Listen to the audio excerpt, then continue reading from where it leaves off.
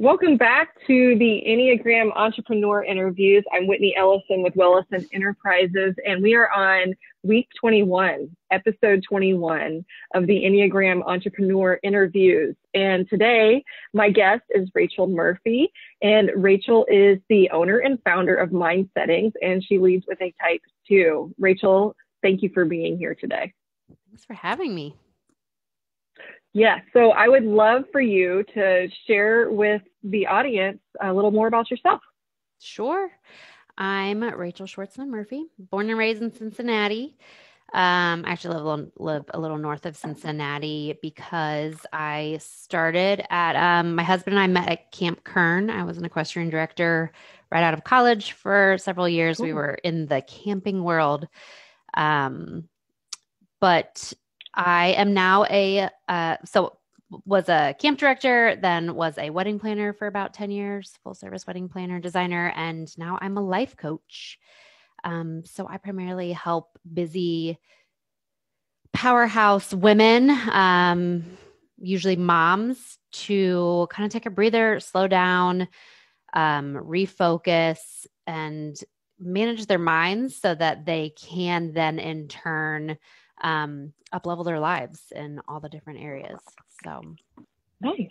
I am a type cool. 2. And yes, the helper or the giver, right? Yes. I like to say recovering. Type to be as a life coach. Yes. I've done a lot of work on my type 2-ness once I really dug in there, but well, I want to get more into that. Okay, that's great. Okay, so tell me, I definitely want to get more into that. So how long have you been working with the Enneagram, and how did you learn about it? So I learned about it through actually my therapist, Cheryl Cohen, shout out, great therapist. Who I went to for years, and she actually is, she is very deep into the Enneagram and taught us my husband and I are types probably pretty early on. So this has probably been 10 years, 12 years ago. So that's how I learned about it. And it was really pretty pivotal for me. Once I learned my type and my husband's type, it was really kind of a game changer for us to recognize like what, like kind of where our go-tos were. And I think because of that, I've always dabbled, stayed interested, researched, have always, wanted to dive deeper into the Enneagram. And what type is your husband? He's a 5. He kind of borders on a 6. He could go to a 6, but I would say 5. Okay. All right. I want to talk about that in a minute too, because that's really interesting. Okay. So you said that you are a recovering 2. Yeah. Let's talk about that a little more. What does that mean? What does that look like? What kind of work have you done to become a recovering 2? Sure. So it took me, I learned about my type and dove into that. And it probably took, I don't know if you had this experience or not, but I was like, yeah, okay, this is me. And then I would say a little ways in, once I saw how it was presenting in my life, like I didn't really know the depth of it. And I think there were probably just a couple examples of what happened in my life where I was like, oh, this is how this shows up, and I don't like it. Like now that I'm recognizing like my intentions, because I think the 2 can pass off as like a really lovely type, like the helper giver, right? And it is actually can be a very manipulative type. And I think this is how I get into trouble. I for sure would find myself fairly regularly in that martyr position. Like I just do everything and nobody ever appreciates me and nobody does the same for me. And so it really, I guess, probably luckily that we would regularly see somebody to help with this, but my husband was pretty key in pointing it out. And I didn't believe him before I knew my type. And then once I knew my type and then put together what he had kind of been gently telling me, I was just like this. I I need to pivot. But it took me a long time to really see how, in what ways I needed to pivot. So it really just looks like, I don't know. Do you want me to go into Sure. If how I, you're okay. comfortable with that, only if you're Yeah, yeah. comfortable. So, so because I was probably at the time I noticed it, now I can see how it was in my entire life, but like as a wedding planner, when I first started, it would show up in, it was very valuable. It's a very valuable type because I could see what like the bride and groom needed before they knew they needed it. Like I was just kind of like always like I was magically there with the drinks when they, like when they didn't ask for them, or I was just like thought about all the things before they needed it. So I think in my clients' eyes, I was very helpful and I was a great asset. But I was doing things that they weren't asking for help with. And so then I was like kind of over promising, and I would always end up just completely exhausted and obliterated and feeling a little resentful that maybe they didn't notice all the things, or they didn't reciprocate in the way that I wanted them to, or thank me enough, or and it wasn't something that I think was like obvious to me, but I was just so depleted after each event because I would just like give, thinking that it was kind of like in an altruistic nature, when really I was hoping for a lot in return. Or like, I like even just as a mom, like doing all the things. And then when I would be depleted and like looking for the appreciation and not getting it, then there would be like this little meltdown of woe is me. And my husband would say, well, who asked you to do all that stuff? And I'm like, what do you mean? Like, it's just stuff that needs to get done. He's like, none of us really need it. None of us care. And it was like offensive at first. And then when I realized, like, you're right, nobody did. I'm doing all these things. Nobody's asking me to do them. I'm working myself into a tizzy. I'm even more kind of offended that they aren't thanking me for the things that they didn't ask for me to do.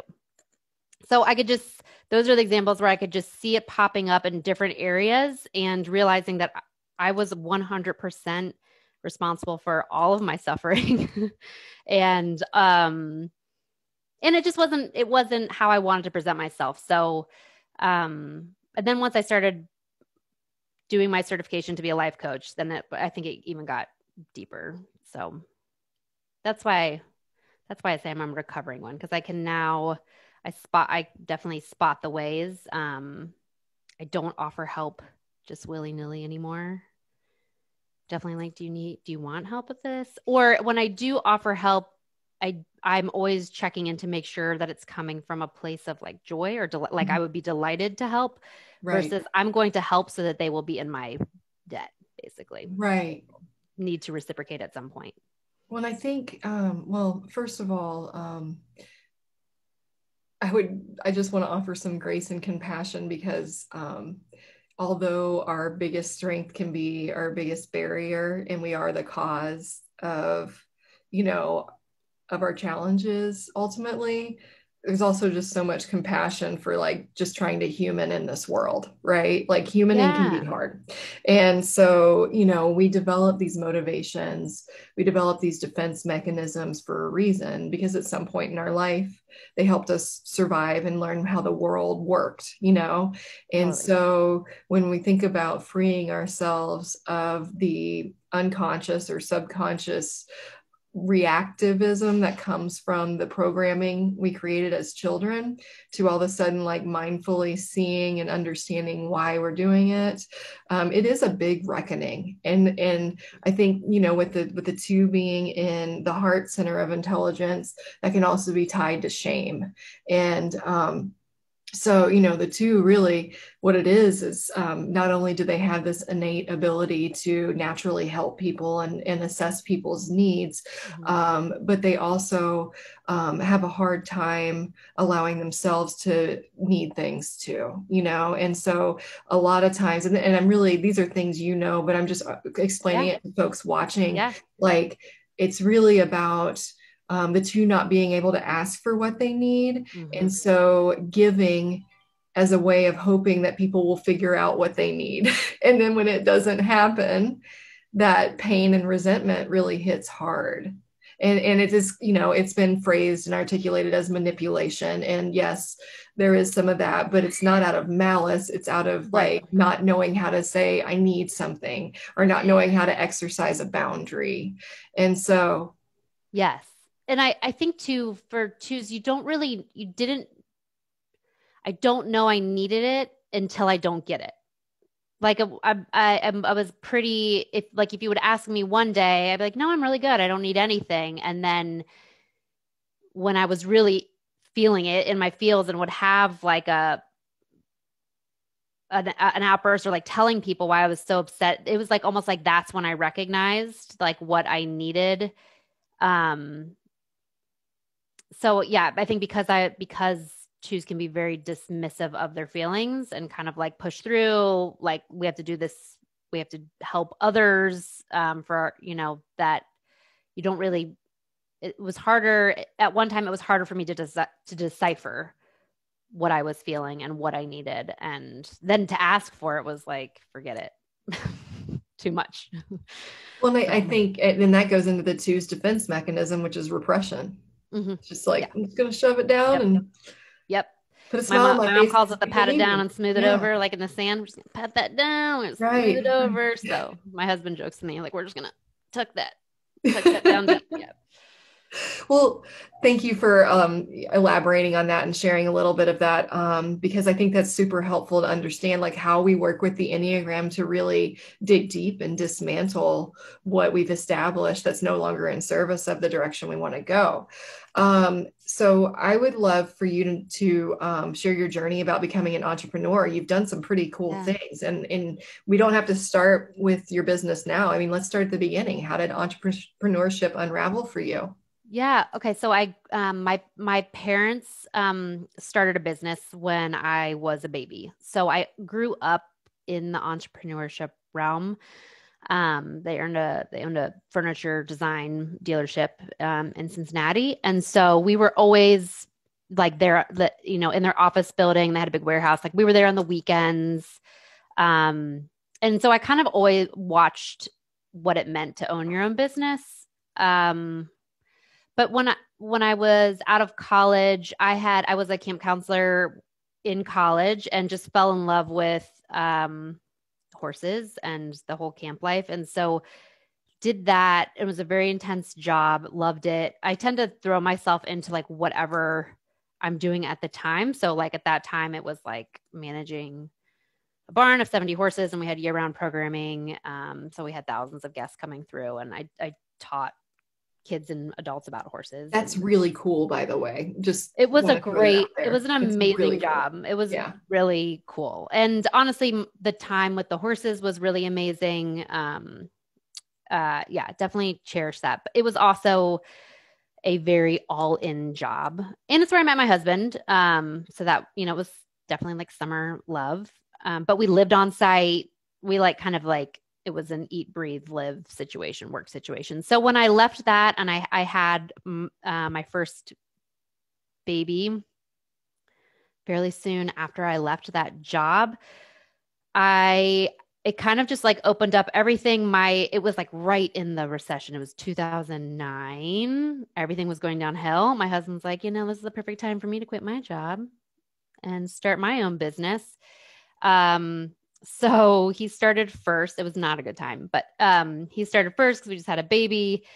He kind of took off, and then I stayed home with my son, and that was really tricky because I loved it.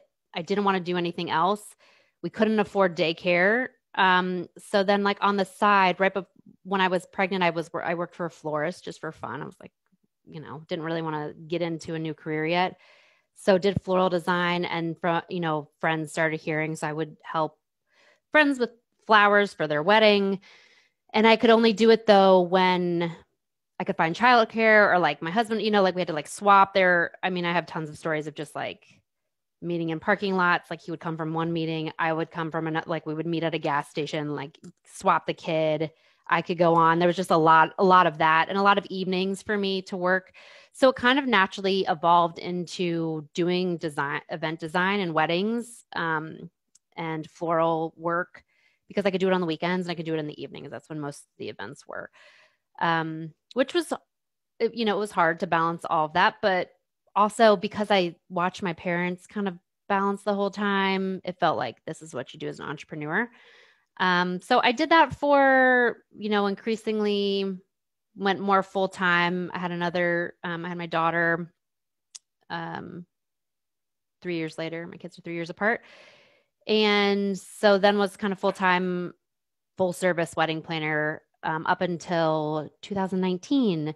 And I was working with couples. So I was like their person. So I managed everything from the get-go. That also meant some family dynamics and all the things that come up during weddings. And have always been interested in personal development and psychology and human dynamics and all that stuff. So started this certification program thinking like, I really want to learn more about this, and this will help me with my couples, because I just felt like I was doing some coaching, but didn't have any training or anything in it. And was always kind of worried about like pushing or meddling too much in one way or another.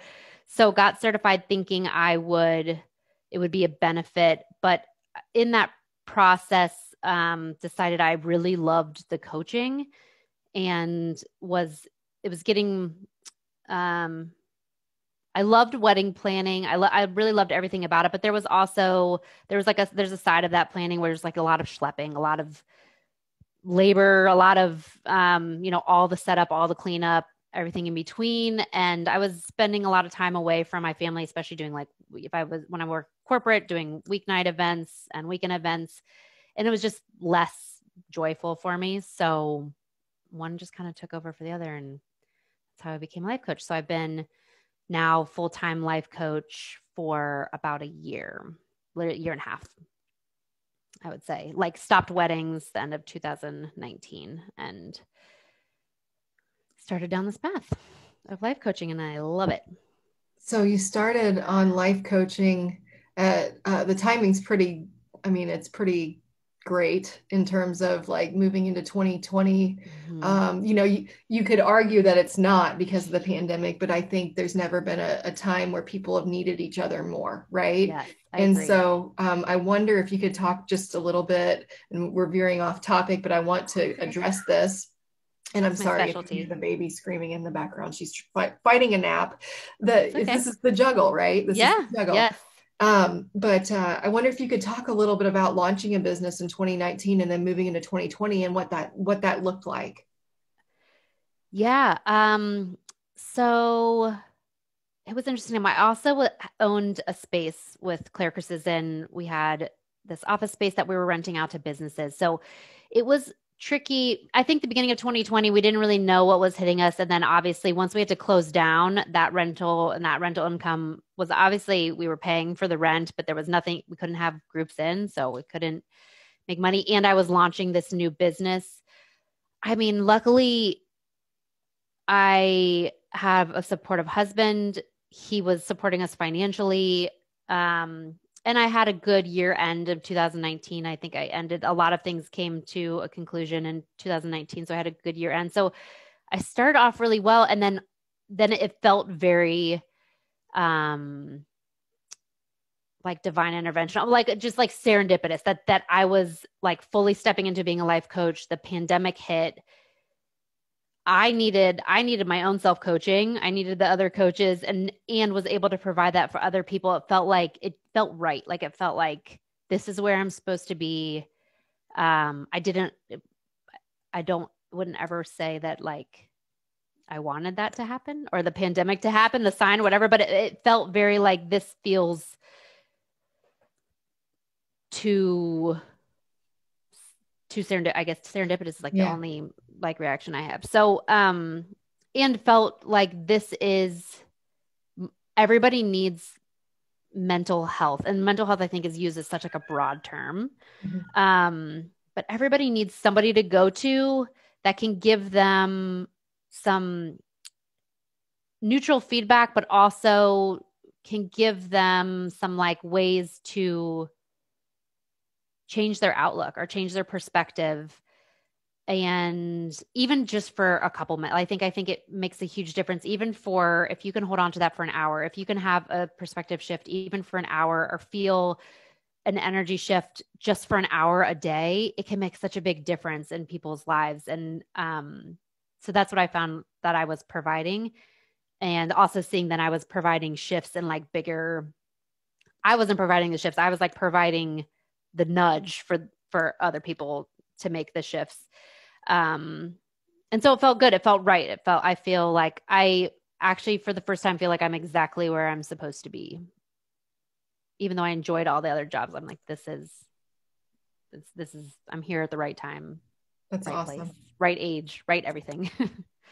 That's great. And then, so how, this is again, off topic, but not quite off topic, but so you've got kiddos too, and you launched this business and COVID hit in 2020.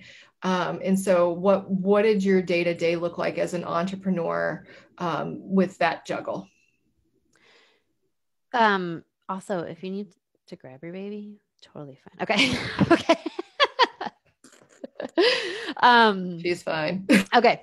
Just making sure. I didn't know that bothered you down. So my husband also works from home. Luckily, for the first part of the pandemic, I had the space to go to. So basically, we were doing half days.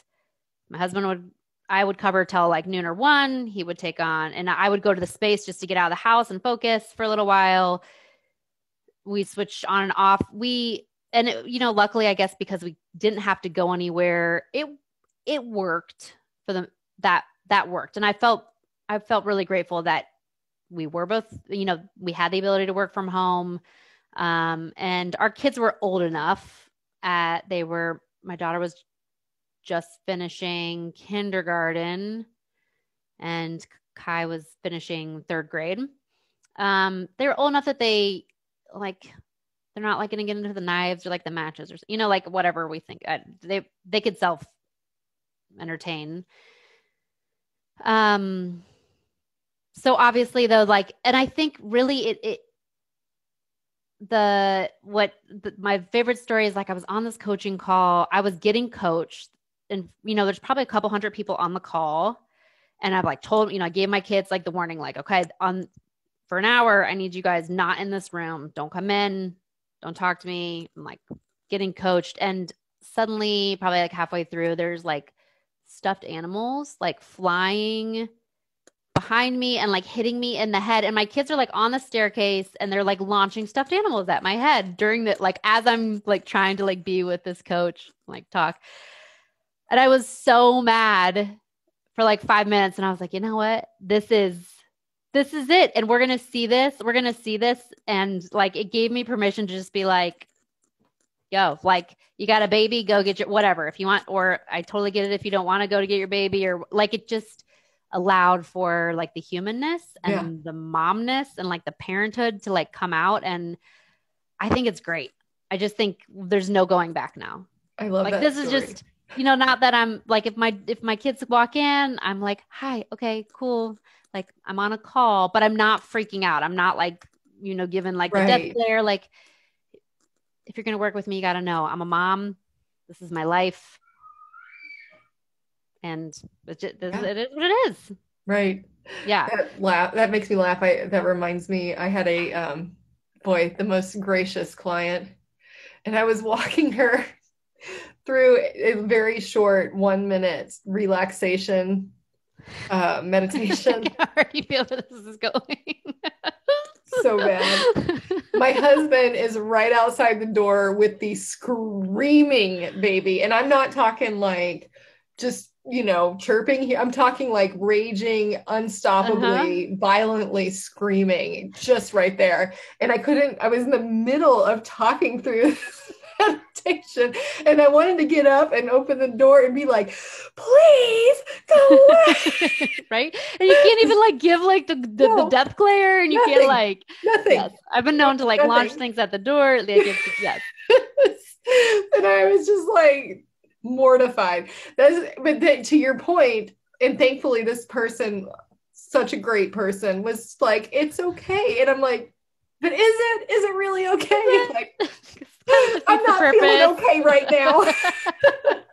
Could you maybe like give me the meditation session? Right. Maybe this is relaxation. We should reverse it anyway. So yeah, that it is though. It's such an adjustment being an entrepreneur in a pandemic with your children. I mean, you bob and weave, man, and sometimes you still get hit. Yeah. Well, but I also think it was like beautiful.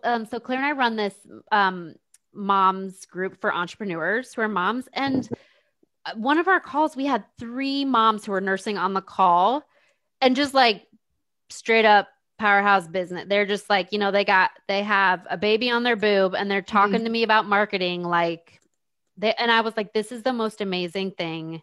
I hope this doesn't end. I hope this doesn't end with the pandemic. I hope women feel comfortable that they can just own all aspects of who they are. And just because they're nursing a baby doesn't mean they can't get down to business. Yeah. Like at the same time. Amen. Well, I don't know if that actually answered your question, Whitney. I'm sorry. I don't remember what the question was about. Oh, pandemic, working from home. Yes. So the joy, we experienced all the joys and pains, but I honestly, great. I was able to actually start a self-care routine and, workout routine and all those things that I just had no excuse, and wanted to do. I wanted to double down on my health and wellness. Especially tackling if you get sick, I mean. Yeah. And I was like all in, like, this just isn't going to happen. I'm going to mind over matter this. I'm going to do all the things in all the ways. But it's carried me through. Like I've held on to the routine. And so I actually, I hesitate to say it out loud, but we actually had a good experience and gained some value in it. So, and realize we can really work from wherever. Yeah. I think when everything's pulled away and it's all contextual, it's all, for the sake of mentioning implicit bias, we all have our own settings, our own, where we come from is different across the board. But I would say my hope is that for the ones that were able to have the opportunity to learn and weren't completely devastated by this, that hopefully it wasn't in vain. Hopefully we did take the opportunity to learn, right? Yeah. I do think, I'm hoping that kind of what we just talked about are the things that will kind of revolutionize not only just the way women work, but the way everyone works, that we actually have the freedom and ability to trust one another and like what we're doing and how we're getting stuff done. And I think because I grew up, and my mom still runs the furniture business. So just the whole reshaping of what was once, you go to work from 9 to 5 and you sit in your cubicle and you do your thing. Now we see that people have kept jobs and maintained jobs and done work in all types of situations. So what does it look like when everybody goes back to work? So I'm hoping, though, we hold on to the compassion we had for each other. I think there was like a lot of give, and there was like a lot of relaxing a little bit around the restrictions that and the standards we once had for one another. I'm hoping that kind of compassion, and I hope women step up and I hope that they just like the women carried everyone, I think, through, if I can be so bold to say that, I think we carried the world through the pandemic, held down jobs, did all the things. And I'm hoping, that women can start to feel empowered by that, like can move out of kind of the exhaustion, can heal from it. And I'm hoping I can help women through that. And then to kind of be empowered that we did that and we can shape what happens in the future too. Totally. And I would even say, like, for the 3 million women that left the workplace, it was also because of them that we were able to keep going, right? Yeah. Because, oh my gosh. Like the sacrifices that were made career-wise by so many women for the survival of their families, I absolutely think that I would attribute a lot of us getting through this as a society to the strength of women's, or of women, of mothers, of, you know, and of course men played a role in this as well. I don't want to take away from that, but Yes. to your point, Yes. I see more sacrifice coming from women. Yeah. I mean, And and I the think the statistics data show. proves it if you look at Right. the job market, right? Right. Yeah. The numbers So, prove it. yeah, And it's always been, it's nothing new, right? Like right. women have always kind of stepped down to take care of the families. And this was just, I think, blatant, like in our face. It just And uncovered what's always been there. yeah. But I don't want us to stay there. Like, I No. think like we have the chance to, it may take some time, but it feels like the beginning of a revolution, in my opinion. And I'm hoping we're, I think there's going to be a little post-traumatic letdown here. We got to process. To process and to kind of heal and just make sure that we recover and we know that we're okay. But then I think within that too, there's a shift. Hoping there's a shift. At least I feel a shift. I agree. Me too. Yeah. So, speaking of shifting, let's shift back to the Enneagram now, but I think that was a great conversation. So let's talk about the type's core motivation, the 2 core motivation. And you've already kind of mentioned this a little bit, especially when you talked about the wedding planning side of things. But the 2's core motivation is to be needed, because to be needed to a 2 that hasn't developed the self-awareness, to be needed is to be loved. And so I wonder if you could talk a little bit about what that motivation looks like to you today and where you see it come into play in your business now, strengths and challenges with that. So I honestly think to be an effective life coach, I had to learn how to become unattached to my clients' results. And to be in sessions that I'm purely there to hold space, and that may not feel like I'm helping. It may not feel like the traditional sense of help, because I'm doing a lot of like exploration and questioning, and sometimes making my clients a little uncomfortable or mad, which I think probably 10 years ago I would have been more like trying to cheerlead them on and like tell them what they want to hear.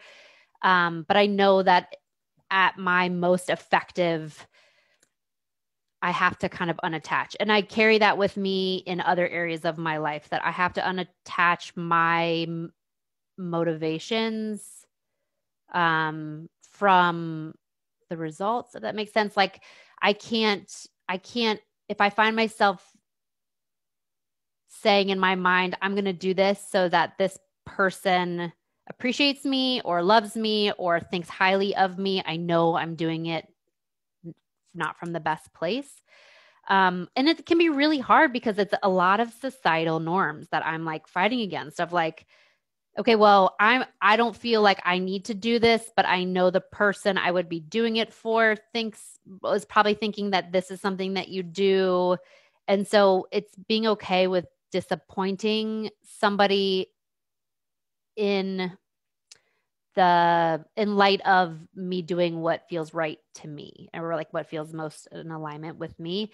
So there's a lot tangled up, I think, with, at least for me as a 2, there's a lot of entanglement with like what's helpful, what's a societal norm, what feels okay to pull away from, what feels okay to not do anymore, and how other people are going to react. And I don't know if that's making sense at all, but there's just like kind of like layers, like in questions. And I think also too, being a woman and a mom.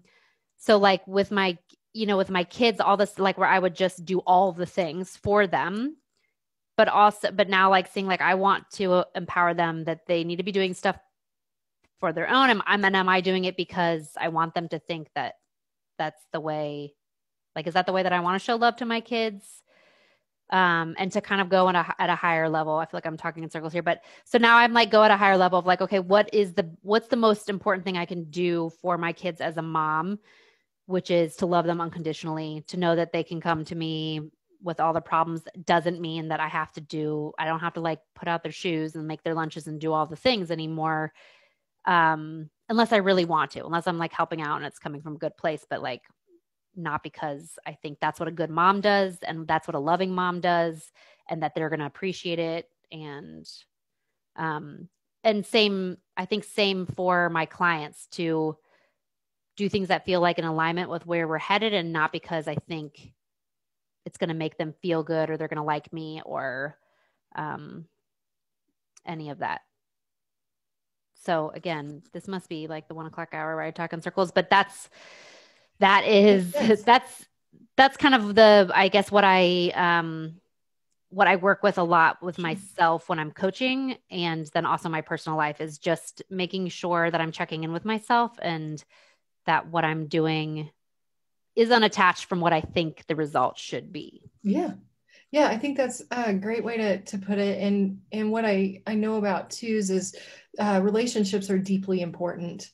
So the thought of disappointing someone or hurting their feelings or upsetting someone for a two is really disruptive to their heart. And so what I'm hearing you say is you've got to kind of neutralize yourself to that type of attachment, especially when you work with your clients, in order to be in service of their best interest, as opposed to what you're worried about with relationship, or what you had the propensity to worry about in the past with relationship.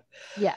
Totally. And I think that's important, and it's helpful insight. And I think it's helpful insight for twos, but for anybody, right? I mean, a lot of people, a lot of people care about relationships, not just twos. It just so happens that twos really, I know that they hold them in really high regard and they're deeply important, but it is important in this type of work to be able to neutralize yourself in that capacity so that you stay in service of their best interest. And it's not always easy. Like you said earlier, sometimes you make them uncomfortable. Sometimes they get a little mad at you, but it's all because you're digging deeper into the root of what they need, the barrier, in dismantling that. So and I think with the other relationships too, I think realizing that I want my relationships to be authentic. I don't want to, where, years ago, it was a lot of like, what can I do for you to maintain our friendship?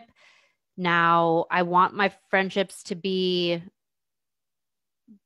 easy, and it doesn't matter how I show up.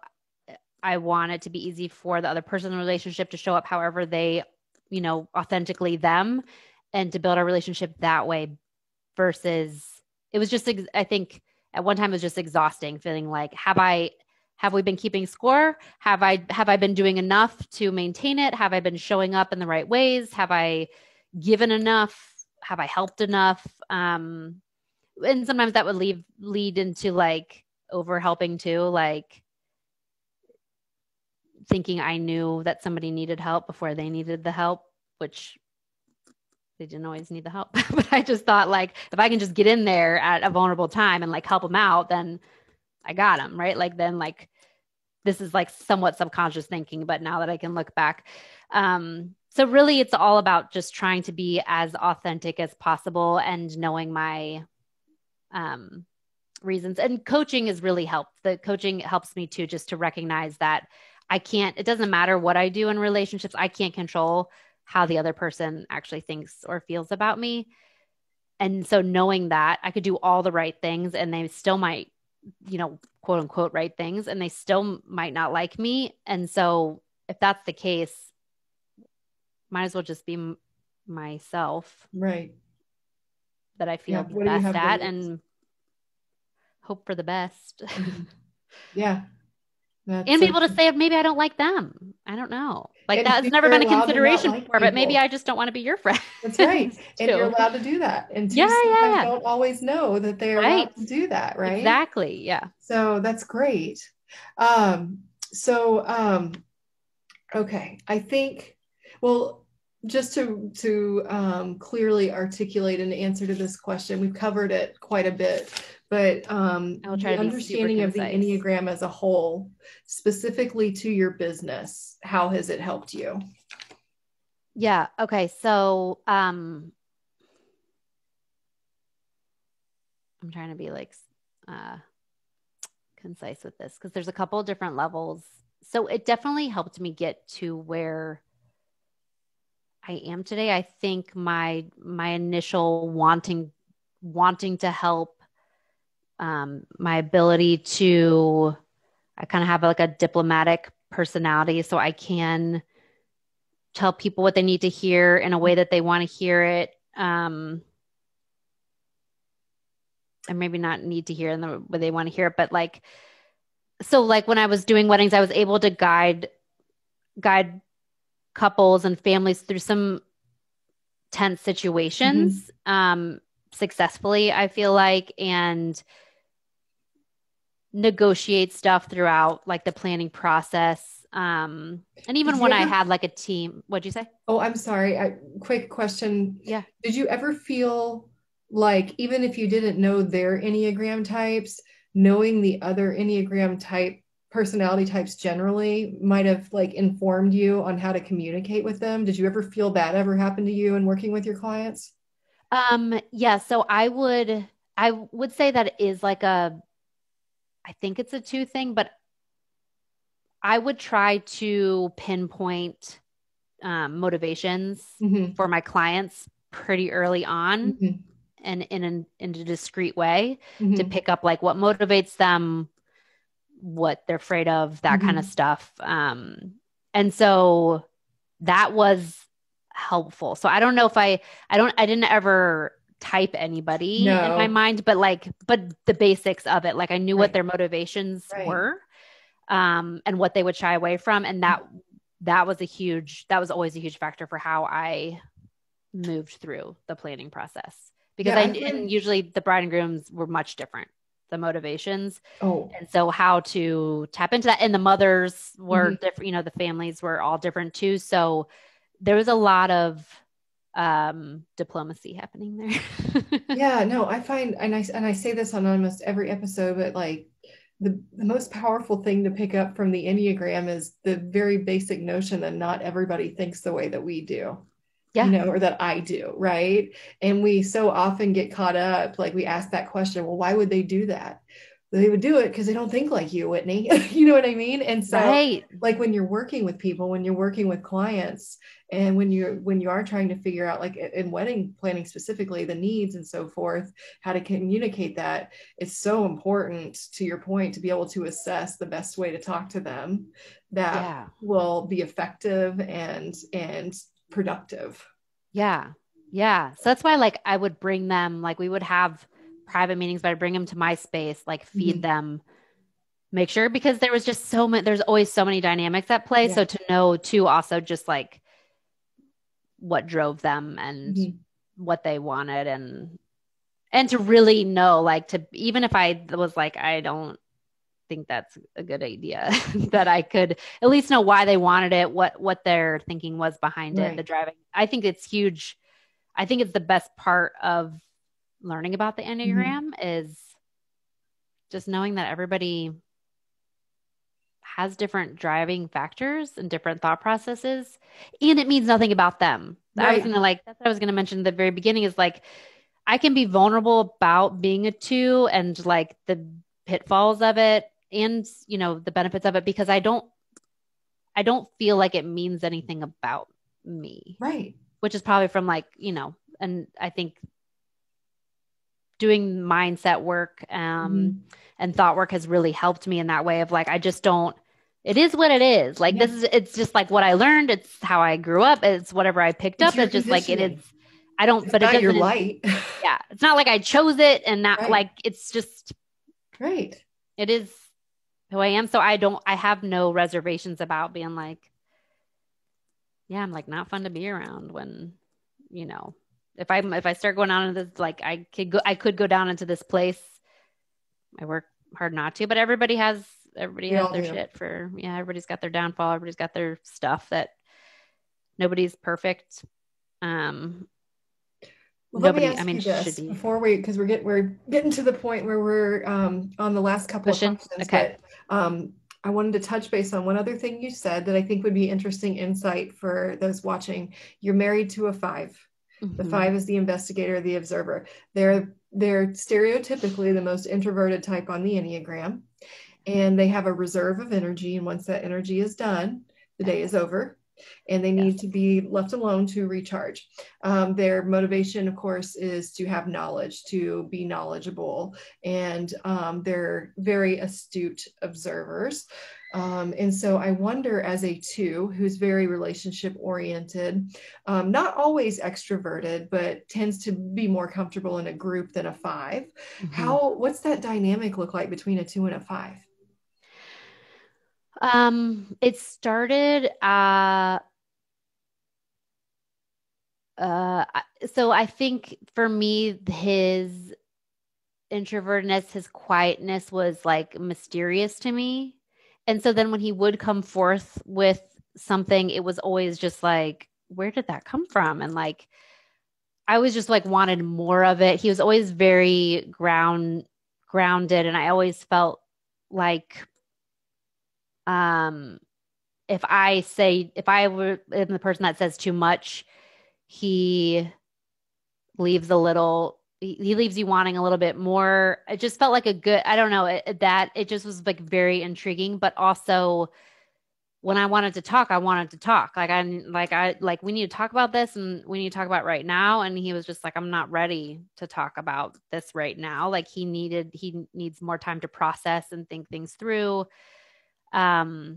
So which is why a therapist really came in handy. I think once you get out of that like blissful love stage and you're like in the thick of the marriage, you can see how quickly like walls can go up and resentment can go up. So I think every marriage should have a therapist or a third party of some kind that helps them through situations, just almost to like, I think the biggest benefit is to like just have somebody repeat stuff back to me. So because I could get easily offended by his silence when he was literally just trying to process. And the more I pushed, the harder it was for him to process until it was just like, okay, well, I'm frustrated. He's frustrated. We're not going to get anywhere. So recognizing that's where he goes and knowing his type. He also has a little like authoritarian issues, which is why sometimes I think he kind of goes into the 6. He doesn't really like to be told what to do. He likes to research it all for himself. Well, 5s go into 8 in support. Yeah. So anyway, it's just 8. Well, this is my 8-wing 9 shirt, but I have an 8-wing 7 shirt. Wait, what does the 8 support look like? That's like protective, right? The 8 moving or 5 moving into support of 8 means that a 5's now moving from the withdrawing stance into their body and actually going and doing and activating and taking control of the situation. And it's a good thing. They're opening up, they're becoming of the world. They're, asserting their knowledge and their power in a good way and not withdrawing. And because the order of a 5's processing is head or thought, then emotion, and then body. Yeah. So the 8 moves them into their body. Yeah. And I have to give my husband a ton of credit because he's the one that if we were having a disagreement or argument where I would want to be like, whatever, done.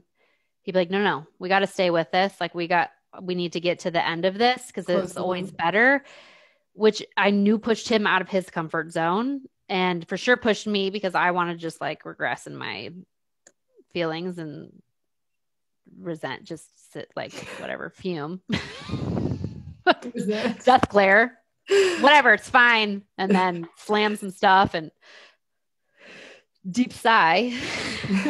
So I think because we learned a lot of strategies, he was really, in the beginning, he was really the one that's like, no, we got to stick this out. We got to push through. We got to feel the feels and do all the things. So I would say our relationship pre any work and like I said, that like for years. Mhm. And then it just became like we, liked the check-in or whatever. It was much different than it is now. Like Yeah. we've both really done a lot of work to know where each other goes when we're Yeah. mad or when we're sad, and sometimes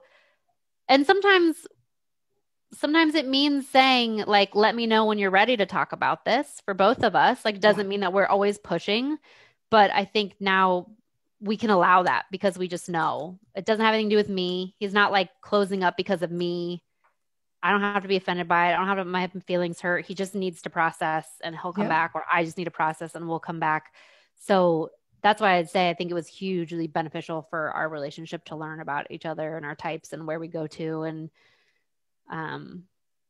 just, personality and whatever, all the things. It's powerful. It's really, I think the reason that I feel more like in love with him after 15 plus years than. Well, I think to your point, like therapy in marriages and understanding each other, it's not much different than like going to the doctor every year for your physical or visiting the doctor when you don't feel well. Like you're caring for something you're trying to nurture, So I'm totally with you. Mental health, all of it is so important, I think, on a personal level. I just don't think especially anybody is above. Too. Nobody's above talking to somebody and even just saying things out loud sometimes. Like sometimes my clients just have to say it out loud. And then as soon as they hear themselves, they're like, oh, that's been a running thing in their mind. But to say it out loud to somebody else is like all you need to really process through something. Well, anyway, would you like to share one specific thing about your business that you would want other folks to know? Sure. So my business is called Mindsettings. I am hang on Instagram the most. I have a website, mindsettings.org, but I right now only do one-on-one coaching. I do either 8-week sessions or 6-month sessions.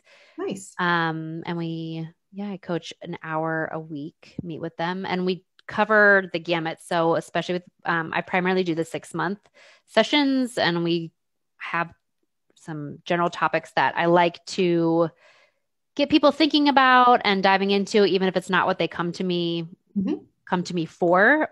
But we cover everything from loving your like your relationship with yourself, relationships in general, parenting, money, all of the life circle stuff. Awesome. So yeah, that's what we do. And then, I think the only other thing to share is that Claire and I do run a monthly mom entrepreneur group. It was called Mob, but we discovered that there's another group called Mob. When that happens. Business. So we're calling it Maternal Instincts right now. So more info on that, but I'll post on Instagram and perfect all the social medias.